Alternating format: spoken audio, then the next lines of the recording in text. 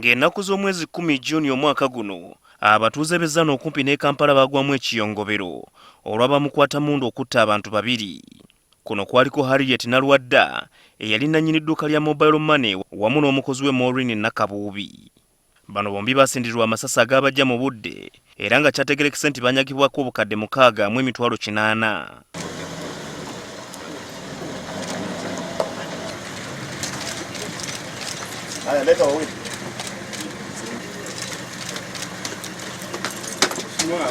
Kati olwaliro abantu bataano basimbiddwa mu kkooti y'amagye e Makindye ne bavunaanibwa emisango gy'obutemu n'okubba nga bakozesa emmundu. Ku bano kuliko abaali abajaasi ba UPDF nga be ba Private Bob Onichan, Densi Mwangusho, ssaako ne Kopolo Edward Mubaale. Bano bagambibwa okuba nga baaliwo ne Stanley Mulunda ng'akola mirimu gya lejjaleja ssaako n'owa bodaboda Isa Ntale nga mutuuze we Nalumunye mu Wakiso. Omuwaabi wa kkooti Lieutenant Raphael Mugisha agamba nti emisango gino bagizanga ennaku z'omwezi 10 omwezi oguwedde Zana ate mu bugenderevu.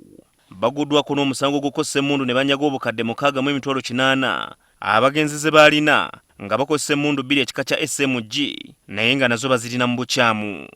Mu misango emirala bano bavunaaniddwa okutta Edward Walugembe nga yali mutuuze wa Church Zone Nateete ne bamunyagako n'emitwalo 40 n'essimu ng'eno yali yamwesigwa Kigongo, gino nga baagizanga ennaku z'omwezi 14 omwezi gwa Meeyi omwaka guno. Abo babiri emisango gino 5 bagyegaanye.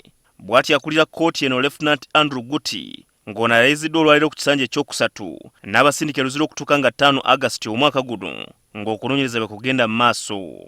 Ekiwandiiko ekifulumiziddwa amagye kiraga nti abataano bano be babadde batigomya abantu mu bitundu omuli Kampala, Wakiso ne Nansana emyezi 3 egiyise. Ebitongole by'amagye ebikese okuli CMI, ISO ssaako n'amagye ga UPDF aga bulijjo ge gabakwata. Abajaasi okuli Anichan ne Mwangusho bagambibwa okuba nti bagobebwa mu magye olw'obubbi nga ye Anichan ettemu ly'e Zana we lyakolebwa yali yakamala okuyimbulwa okuva eruzira gye yamaze emyaka 14. Ye Isa Ntale owa bodaboda amagye gagamba nti ogugwe wakuketta na kutambuza bazigu bano. Kkooti y'amagye n'ebadde mu luwummula okuva mu mwezi gwa Meeyi omwaka gwa 2019 era ng'olwaleero abagituulako bakubye ebirayiro byabwe ebijja.